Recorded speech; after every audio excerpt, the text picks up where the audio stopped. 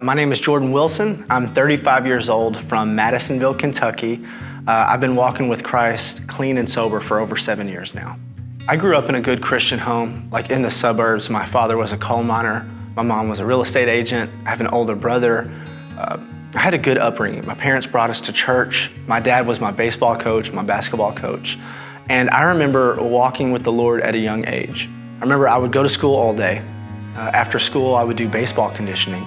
And after baseball, I would go home and spend time with the Lord. But you know, as time went on, I got a little older, I started caring more about girls and started caring more about popularity and parties. I got drunk for the first time at 17, smoked weed the first time at 18 years old. I loved the way it made me feel.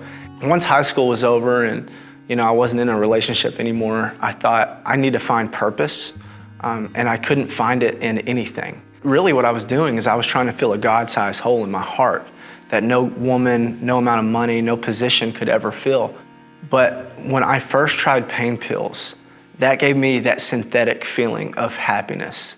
I remember I was working second shift at this factory. I was making good money as a mold technician, so I was basically a mechanic. And I ate 2 or 3 Lortabs. And it was the first time that I had ever gotten high off of pain pills. I continued using these drugs every day. I had easy sources, and I didn't even know that I was becoming addicted. I experienced drug withdrawal for the first time, and I didn't know what was happening. I left work, and someone came over to check on me and brought some pills, and all those feelings went away. And so really, my life's mission became to make sure that I never felt that way again. As long as you're on that narcotic, you don't really care about anything else. So my life was quickly falling apart, and I was too high to even notice it. So I eventually got busted. I lost my job at that factory and started selling narcotics full time. I had many police officers raid my home, and I got incarcerated. After being released from jail, I started trying the rehab thing. I tried several programs that I just couldn't make it through, but the problem was my heart never changed, right? And that's what God's after. I was at the lowest point of my life when I came to the Isaiah House. I had burned all of my bridges. I mean, I'm talking family was sick of me, didn't really have any more friends to mooch off of. I was back on a needle. I mean, I had given up on life. And a week before I came to the Isaiah House, I gave my life to Christ. My dad invited me to church, and I knew that this was my moment. This was my fork in the road to where I could choose death or choose life, and I gave my life to Christ. And so we found the Isaiah House, and my life started to change. It was clearly a program that was founded on Christ. I didn't want to go to a program that was secular. I wanted a program that was all about winning souls. And so when I came there, I was met by people that truly love Jesus, and you could see that in them. And I mean, I would worship with other clients and with the chaplain. And not only that, but learning about some underlying issues, right? Like I didn't use drugs just for fun. I used them because I had problems that I hadn't dealt with.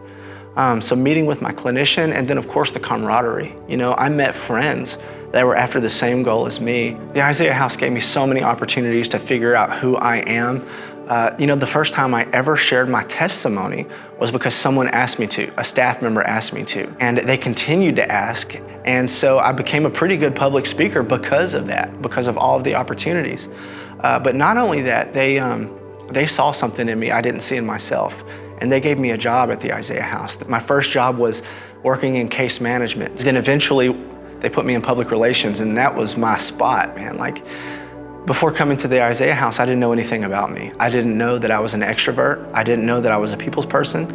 I didn't know that I'd be a good public speaker, but being put to the test and given the opportunity, I am all of those things. And I found that out while I was at the Isaiah House. My life today is so much better than I ever thought I could have. I knew I always wanted a family, but I never knew how I'd get there. So now I'm married to a beautiful woman who loves the Lord, who loves me.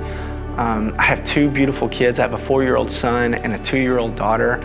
I'm an executive staff member at a Christ Center drug rehab in Owensboro, Kentucky called Friends of Sinners. Today I published a book. It's called Jesus Greater Than Drugs. That book is in every jail and prison in 2 countries. So God's doing amazing things in my life where I share my testimony all over the country. Scripture is true. It says, Ephesians 3:20, to him who is able to do exceedingly abundantly more than you could think, ask, or imagine, according to his power that is at work within us. And I am living proof of that because God is doing so much more than I ever could have imagined. I tell people all the time, you're gonna search the world over and over looking for grit, looking for your place. You're gonna look for it in a job, in a relationship, in money, and you'll never find it outside of Christ. And so now I'm living inside of my purpose, and I know that, and there is no amount of money that can pay for that. Like, I'm truly free, and I'm in God's will, and I know it. I mean, I love it.